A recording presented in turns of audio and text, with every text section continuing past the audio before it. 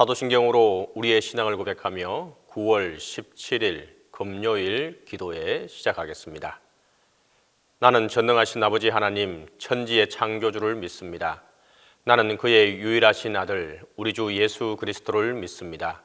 그는 성령으로 잉태되어 동정녀 마리아에게서 나시고 본디오 빌라도에게 고난을 받아 십자가에 못 박혀 죽으시고 장사된 지 사흘 만에 죽은 자 가운데서 다시 살아나셨으며 하늘에 오르시어 전능하신 아버지 하나님 우편에 앉아 계시다가 거기로부터 살아있는 자와 죽은 자를 심판하러 오십니다.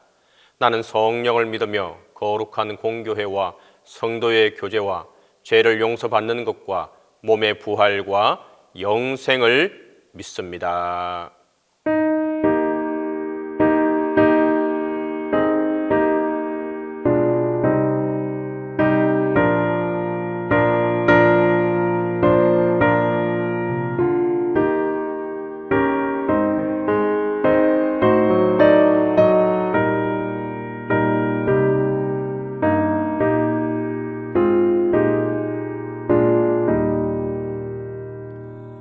나 주의 도움 받고자 주 예수님께 빕니다. 그 구원하라 하시사 날 받아 주소서. 내 모습 이대로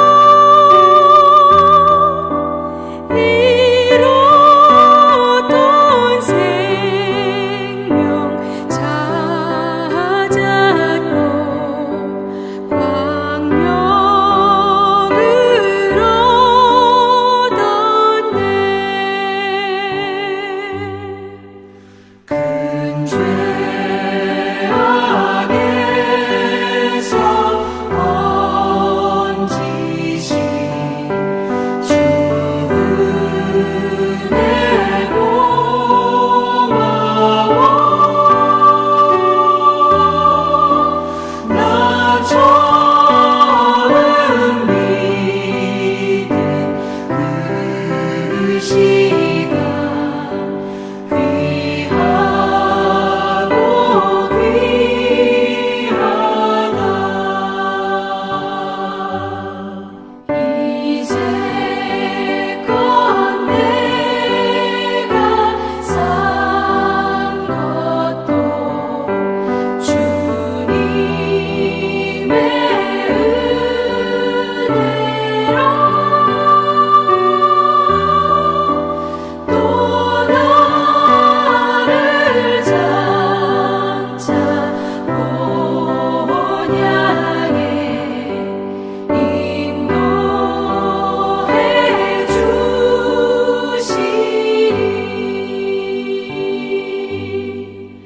거기서 우리 영원히 주님의 은혜로 해처럼 밝게 살면서 주 찬양하리라.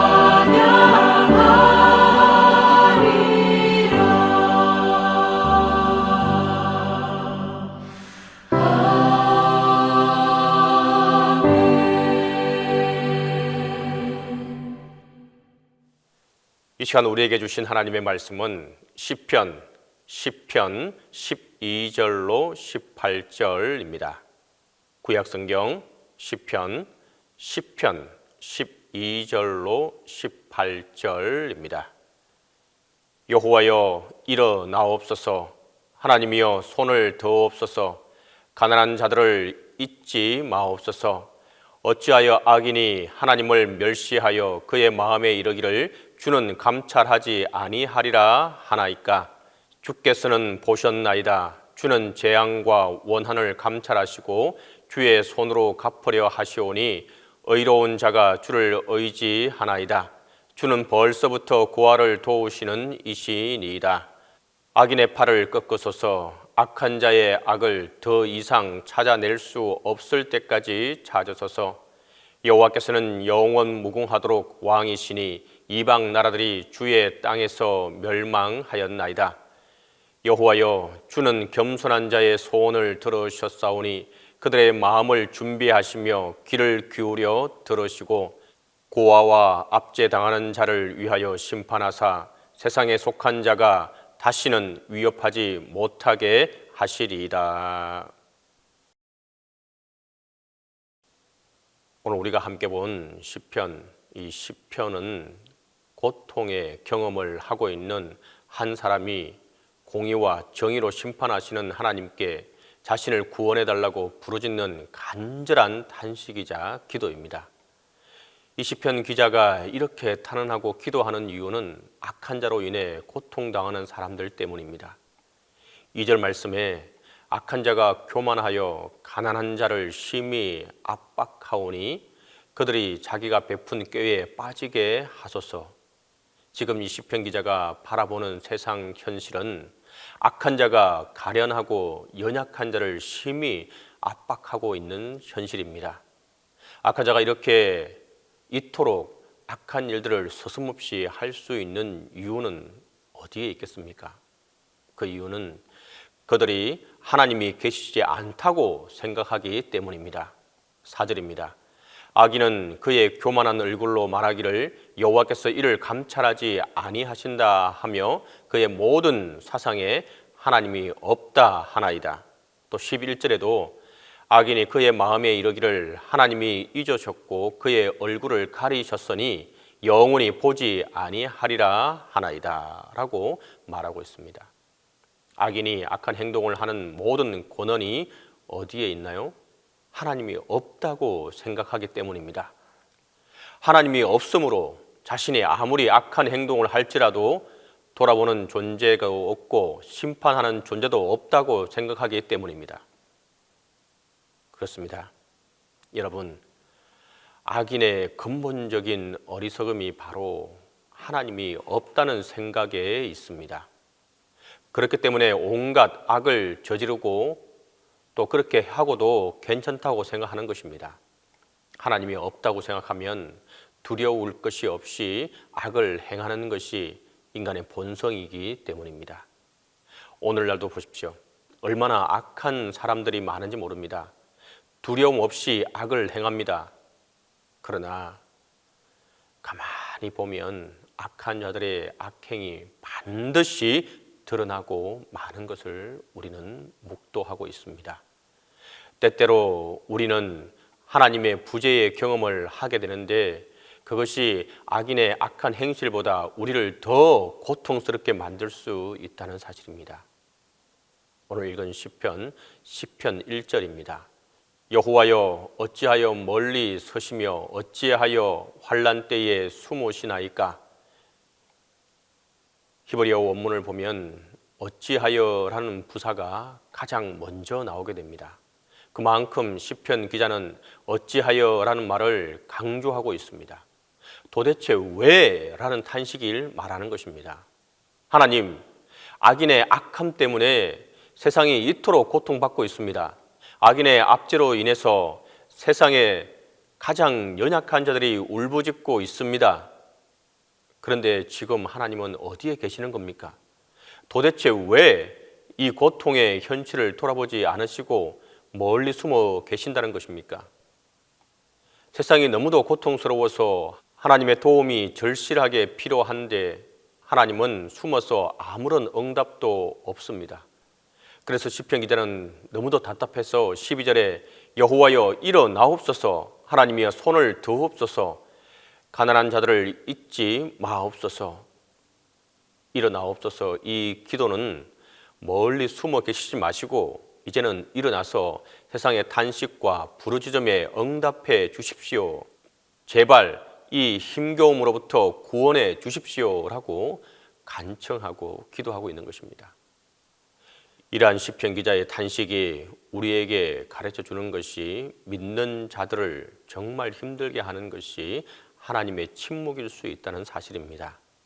하나님을 믿지 않는 사람들은 그래, 운이 없으니까, 속된 말로 재수가 없으니까 내가 이런 일을 당할 수도 있어, 그렇게 생각할 수도 있습니다. 그러면 나름대로 자신이 당하는 고통을 합리화할 수도 있습니다. 그러나 믿는 사람에게는 그게 쉽지 않습니다.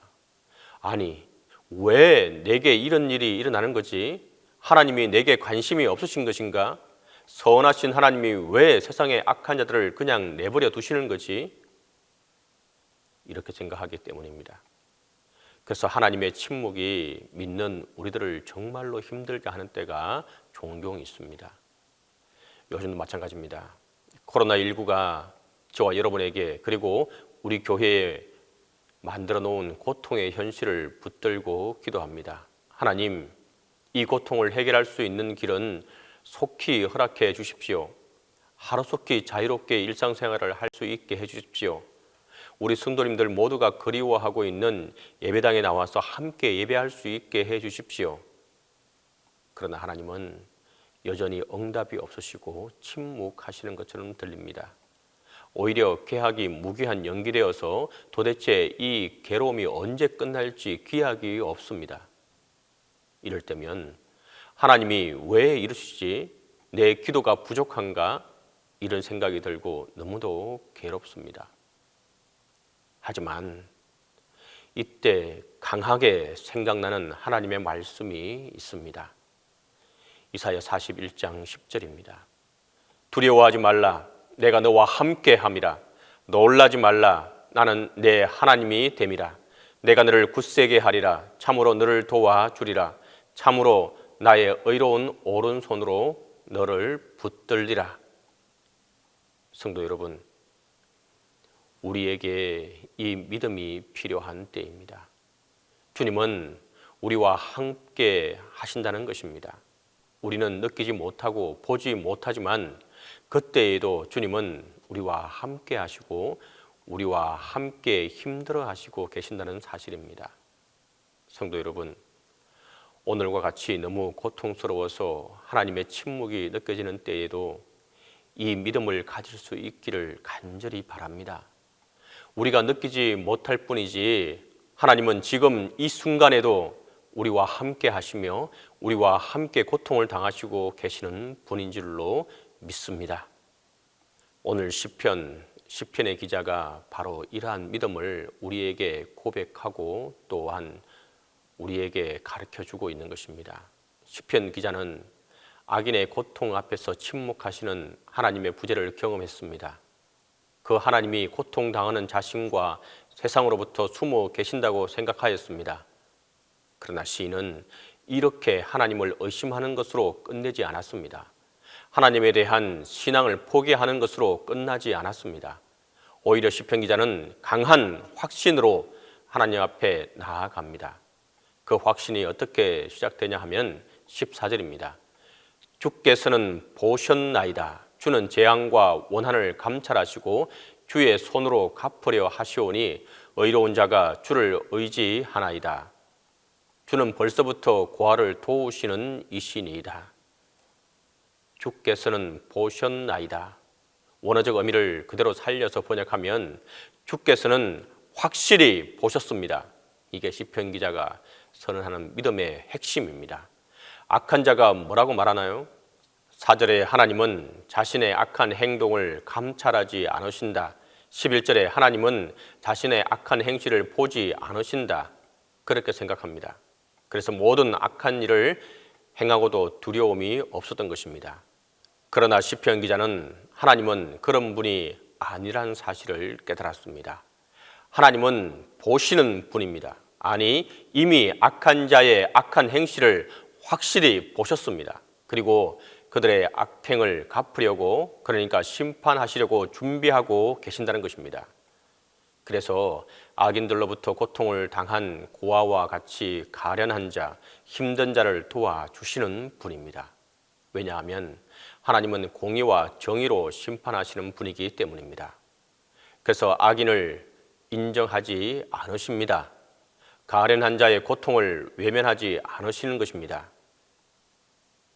시편 기자는 18절의 고백으로 이 시편을 마무리합니다. 고아와 압제당하는 자를 위하여 심판하사 세상에 속한 자가 다시는 위협하지 못하게 하시리이다. 성도 여러분, 우리 하나님은 공의와 정의의 하나님입니다. 그래서 악한 자의 편이 되지 않으십니다. 결코 악한 자를 인정하지도 않습니다. 그리고 연약한 자, 겸손한 자의 고통을 외면하지 않으십니다. 악한 자를 심판하시고 겸손한 자를 고통으로부터 건져 주십니다. 이 하나님께서 오늘도 우리와 함께 하심을 믿으시기 바랍니다. 이 하나님께서 오늘 우리가 당하고 있는 고통의 현실을 외면하지 않으시리라 확신하시기 바랍니다. 이 하나님을 끝까지 의지하고 따라가는 자에게 이 힘겨운 세상을 이겨낼 새 힘을 얻게 될 것이고 주님의 인도하심이 함께하게 될 것입니다. 기도하겠습니다. 악에서 떠나 하나님의 말씀을 따라 우리가 함께 살아갈 수 있게 해달라고 기도하겠습니다. 세상을 바라보면 너무도 악합니다. 하지만 그 악에 휩쓸리지 않고 오직 하나님의 말씀에 따라 살아가게 해달라고 기도하겠습니다. 두 번째로 병상에 있는 환우들 또 교우들의 마음에 참 평안이 있도록 우리가 함께 기도하도록 하겠습니다. 그들의 육체도 그리고 그들의 정신도 온전한 평안과 회복이 있게 해달라고 기도하겠습니다. 세 번째로 교육부서 학생들이 믿음 안에서 선하게 성장해 갈 수 있도록 우리가 함께 기도하도록 하겠습니다. 이 아이들이 교회의 미래이고 한국교회의 미래입니다. 진정으로 이 아이들을 위해서 기도하는 것을 쉬지 않고 할 수 있기를 바랍니다. 이 세 가지 기도 제목을 가지고 우리가 함께 기도하겠습니다. 기도하겠습니다. 매일의 삶 속에서 하나님의 말씀을 따라 행하는 복 있는 삶을 살게 하여 주옵소서. 주께서 보여주신 증거들을 지키고 전심으로 하나님을 구하는 자가 되기 원합니다. 오늘도 우리의 삶에 있어서 불의를 행하지 않고 주의 도를 준행하는 복된 자가 되기를 원합니다. 주께서 주시는 힘으로 주의 법들을 잘 지키며 살게 하여 주옵소서. 온전히 악에서 떠나 오늘 하루 살아가는 길을 굳게 정해 주셔서 주의 말씀만을 지키게 하여 주옵소서. 주님 앞에 부끄럽지 않게 하시고 한순간이라도 주의 계명에서 떠나지 않게 하여 주옵소서. 온 땅을 향하여 주의 말씀을 전파하며 땅끝까지 주의 정인으로서 살게 하여 주옵소서. 주의 눈을 열어 주의 말씀에서 놀라운 것을 발견케 하여 주옵소서. 이 땅을 사는 저희들은 나그네와 같은 인생이 오니 주의 놀라운 뜻을 저희들에게 숨기지 마시고 깨달을 수 있도록 가르쳐 주옵소서. 거짓되고 가식적인 행위에서 떠나게 하시고 주의 은총 가운데 성실히 살게 하여 주옵소서. 고난당한 것이 유익이라고 하신 말씀을 믿고 오늘 힘들고 어려운 삶을 살지라도 이로 말미암아 주의 말씀들을 배우게 됨을 믿습니다. 자비의 하나님, 오늘은 질병 가운데 있는 환우를 위해서 우리 교우들을 위해서 기도합니다. 교회 안에 적지 않은 환우들이 있습니다. 원치 않는 질병으로 인해 힘들어하고 있습니다. 육신의 연약함으로 인해 아플 수밖에 없습니다. 그러나 하나님, 치유하시는 하나님 여호와 라파이심을 믿습니다. 환우들과 가족들의 마음을 어루만져 주시고 그들의 마음이 다시 회복될 수 있도록 은혜를 주시옵소서. 사람의 힘으로는 그들의 마음을 치유할 수 없습니다. 하나님께서 그들의 마음을 어루만져 주시고 다시 일어날 수 있도록 육신과 영혼을 치료하여 주시고 회복케 하여 주옵소서. 하나님은 낙심한 제자들에게 찾아가셔서 위로와 소망을 주셨습니다. 고통의 광야를 걷던 이스라엘에게 기쁨의 샘을 허락하시고 엠마오라는 절망의 길을 걷던 이들에게 찾아오셔서 부활의 능력을 보여주셨습니다. 주님께서 친히 환우와 가족들을 찾아가 주셔서 그들의 마음을 위로하시며 하늘의 소망과 기쁨을 누리게 하여 주옵소서. 주님, 일어나라 말씀하시면 일어날 줄 믿습니다. 주님께서 내 발로 걸으라 말씀하시면 발목이 힘을 얻어 걸을 줄 믿습니다.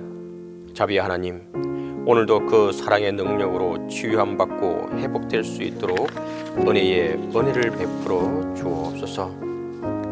주님, 우리에게 꿈을 주시고 그 꿈을 이루어 가시는 하나님, 이 시간 주일학교 학생들을 위해서 기도합니다. 어릴 적부터 진리로 무장하게 하시고 세상의 유혹에 흔들리지 않는 영적 군사가 되게 하여 주옵소서. 또한 성경에 기록된 진리를 사랑하게 하옵소서. 수고하는 교사들에게 지혜의 영을 부어주시고 가르치기에 부족함 없는 선생님이 되게 하여 주옵소서. 아이들을 위해 기도하며 가르칠 수 있도록 은혜를 더하여 주옵소서. 말씀을 가르치라 하시었으니 어릴 적부터 진리로 자녀들을 가르치는 가정과 교회가 되게 하여 주옵소서. 주일학교는 교회의 미래입니다. 우리가 힘써 주일학교를 위해 기도하게 하시고 물질과 마음으로 계속하여 지원하게 하여 주옵소서. 특별히 주일학교를 목양하는 목회자들에게 말씀의 지혜와 성령의 능력을 더하여 주셔서 영혼을 위해 수고하며 애쓸 때마다 풍성한 열매들이 나타날 수 있도록 은혜를 베풀어 주옵소서. 그리하여 말씀으로 잘 양육되어 한국교회의 미래와 하나님의 나라의 소망이 되게 하여 주옵소서. 우리 자녀들을 통해 이루어 가실 하나님의 꿈을 즐겁게 바라보며 기도와 믿음으로 우리 교회 학교 아이들을 세워갈 수 있게 도와주옵소서. 주님, 담임 목사님을 위해서 기도하오니 영육간에 강건케 도와주시고 지혜를 덧입혀 주시고 목회 나갈 때에 어려움 당하지 않게 하여 주옵소서. 이제는 주님께서 가르쳐주신 기도로 기도에 마치도록 하겠습니다. 하늘에 계신 우리 아버지, 아버지의 이름을 거룩하게 하시며 아버지의 나라가 오게 하시며 아버지의 뜻이 하늘에서와 같이 땅에서도 이루어지게 하소서. 오늘 우리에게 일용한 양식을 주시고 우리가 우리에게 잘못한 사람을 용서하여 준 것 같이 우리 죄를 용서하여 주시고 우리를 시험에 빠지지 않게 하시고 악에서 구하소서. 나라와 권능과 영광이 영원히 아버지의 것입니다.